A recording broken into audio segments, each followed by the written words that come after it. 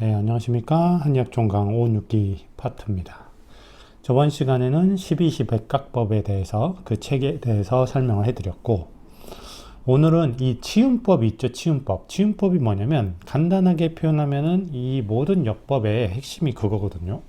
뭐랄까,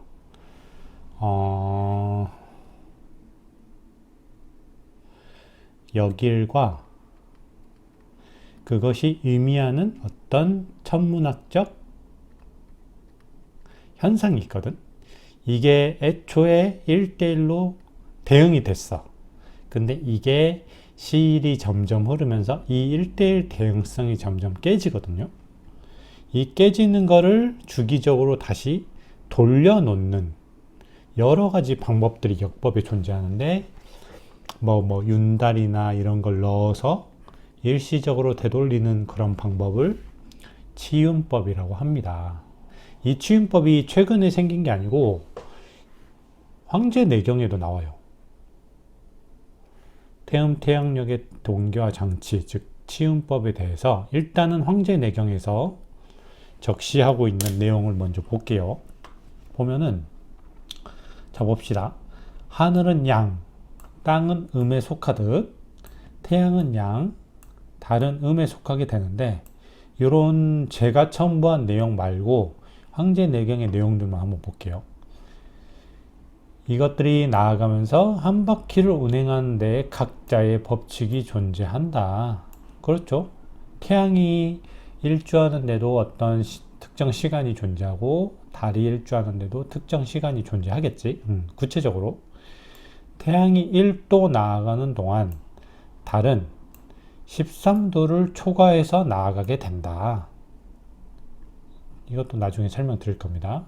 큰 틀만 보세요, 일단. 그래서 큰 달과 작은 달 12개를 번갈아 조합해서 태음력의 1년을 일단 만들고, 그 다음에 1태양년에 근접한 365일로 태양력의 1년을 규정하고, 나머지 기간들은 일정 기간 동안 누적시킨 후에 달 혹은 날을 주기적으로 채워 넣는 치윤법을 사용해 해결한다.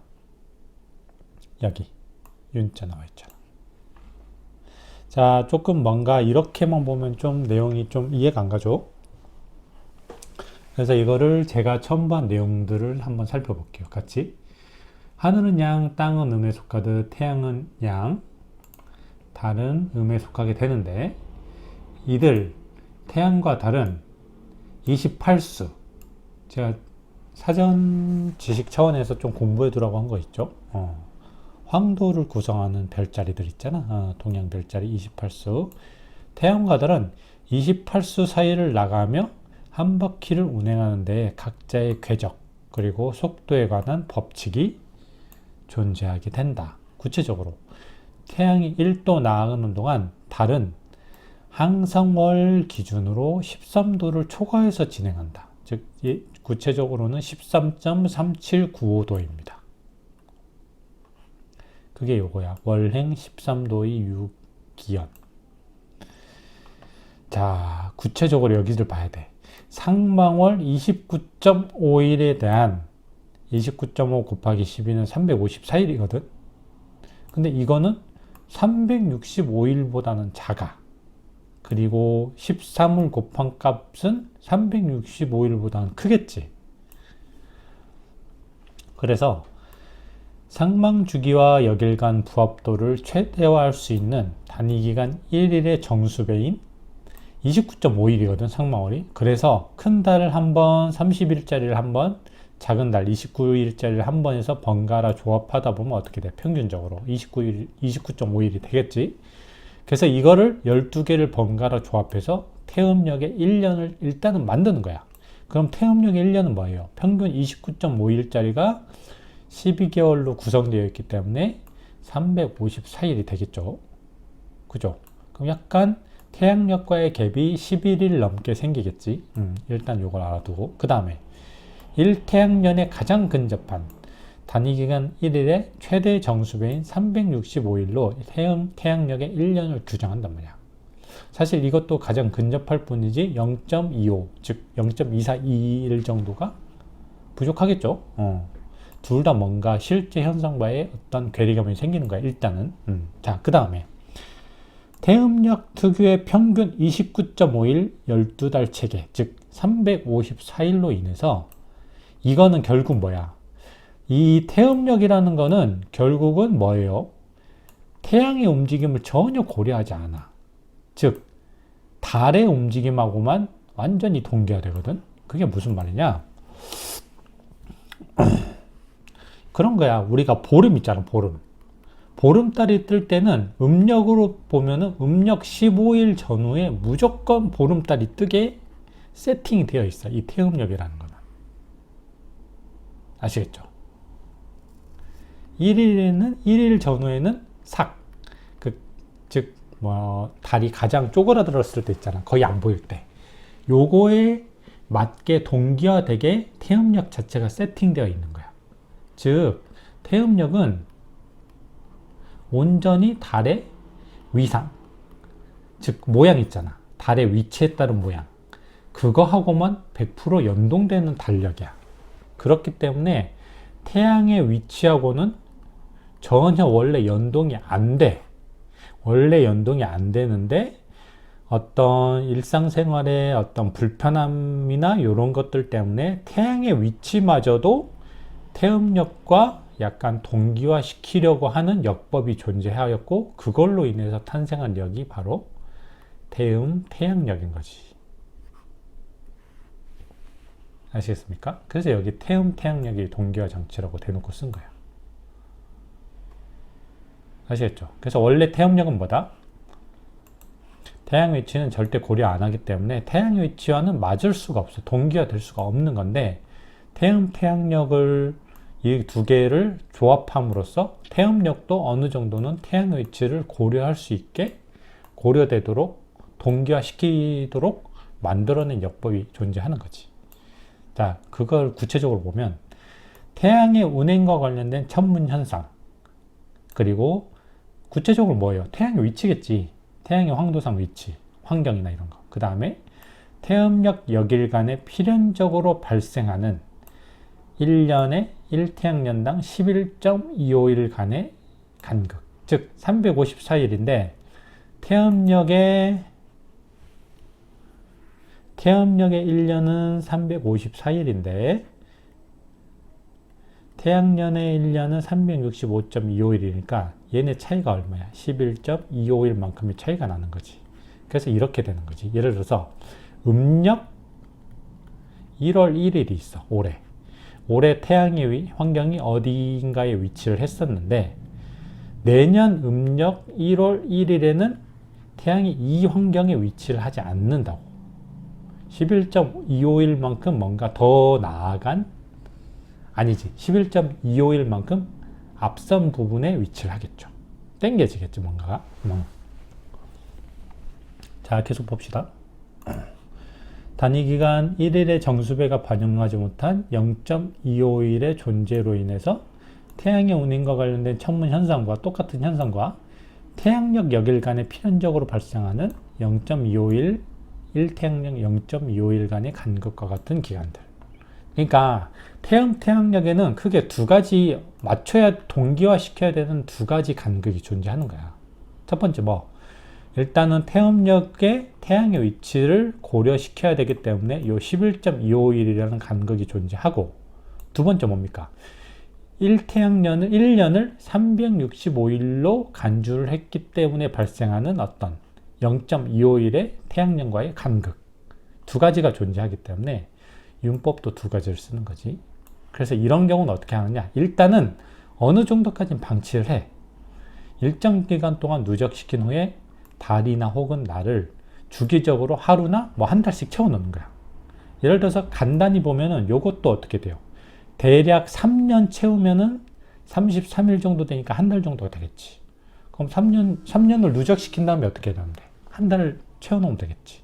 이건 뭐예요? 0.251이니까 4년을 누적시키면 하루가 채워지겠지. 그 다음에 하루를 채워놓는 거야. 즉 이렇게 치움법은 보통 이렇게 처리합니다. 일단은 그 간극이 몇 년간, 단기간 동안에는 일정 기간 동안 누적시켜. 그냥 그 다음에 일정 정도로 누적이 돼서 이제 어느 정도 채워 넣어야 될 시점이 왔어. 그럼 이때 주기적으로 채워 넣어서 점진적으로 증가하는 현상과 역일 간의 간극을 한 방에 해소하는 거야. 일거에 해소하는 방식인 치움법을 사용해서 해결하는 거지. 이게 사실상 대부분의 역법의 핵심 포인트입니다. 이해 가시죠? 요거를 약간 추상적인 느낌이 들어서 대놓고 표로 한번 보면은 이렇게 됩니다. 예를 들어서 이런 거야. 음력 1월 1일 0시 서울을 볼 때 사실 이 아까 말씀드렸듯이 태음력이기 때문에 이거는 태양의 환경좌표는 전혀 반영을 하고 있지 않거든. 그지? 그런데도 불구하고 어떻게 한다? 이거를 동기화시키기 위해서 어떤 노력을 한단 말이지. 그래서 예를 들어서 보면은 이거 보세요.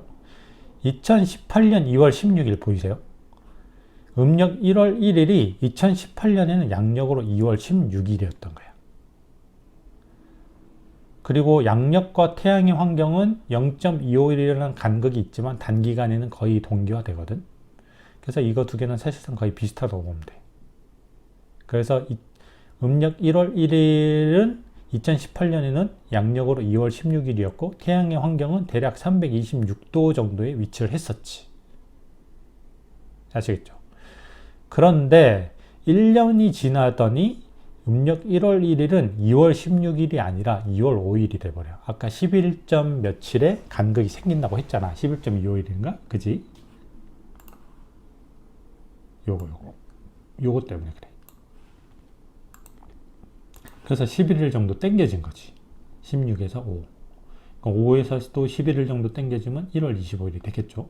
이렇게 점점 뭐랄까 음력 1월 1일에 대응되는 태양의 환경이 2018년에는 326도였다가 2019년에는 315도, 2020년에는 또 304도로 점점 감소를 해버려. 태음력만 쓰면 상관없는데 태양력의 입장에서는 문제가 생기죠. 그렇기 때문에 이때 2020년 4월에 윤달을 넣는 거야. 그래서 지금까지 누적되어 온 간극을 한 방에 해소하는 건데 지금 계속 11도 정도씩 이렇게 감소가 됐었잖아. 동일 음력 역일에 대응되는 태양의 환경이. 이거를 윤달을 삽입함으로써 한 방에 플러스 19도 정도 땡겨주는 거야. 그래서 2020년에 윤달을 삽입했기 때문에 4월에 2021년에는 음력 1월 1일이 양력으로 2월 12일이 돼. 2018년에 양력 2월 16일과 거의 비슷하면서 태양의 환경 위치도 326도, 323도 거의 비슷하죠. 아시겠습니까? 그래서 여기서 다시 방치를 어느 정도 해. 그럼 대략 태양의 환경도 음력 1월 1일에 대응되는 태양의 환경도 11도 정도씩 이렇게 계속 감소를 하겠지. 그리고 음력 1월 1일에 대응되는 양력 역일도 약간 요 정도 11일 정도씩 땡겨지겠지. 그래서 요거 한 3번 정도 누적된 다음에 다시 윤달을 2023년에 넣음으로써 어떻게 돼? 양력 날짜가 2월 16일, 2월 12일, 2월 10일로 어느 정도 맞고 태양이 음력 1월 1일과 대응되는 태양의 환경도 326도, 323도, 320도로 어느 정도 맞게 되는 거지. 이런 게 바로 치움법입니다. 아시겠죠? 그래서 치움법의 포인트는 뭐냐? 간극이 존재하는 건 어쩔 수 없어. 그래서 인정을 해. 인정을 하는데 이게 어느 정도까지 그냥 방치를 해요. 누적되는 이 간극이 점점 증가하는데 요거를 방치를 했다가 한 방에 확 넣어서 이거를 다시 확 되돌리는 거지. 지금 여기서 말한 게 아까 말한 치움법이 이렇게 진행이 되는 겁니다. 아시겠죠? 나중에 아마 설명할 거예요. 또 치움법에 대해서는. 그래서 이 치움법의 방법, 구체적인 방법, 언제, 얼마 만에 요거를 어떤 추가적인 달이나 일을 집어넣느냐에 따라서 역법이 또 결정이 되는 거야. 아시겠죠? 그래서 오늘은 이 치움법의 역사가 생각보다 되게 길다는 거, 무려 황제내경에도 이런 치움법의 방법이 존재하고 있었다는 것을 설명을 드리며 오늘 강의는 여기서 마치겠습니다. 감사합니다.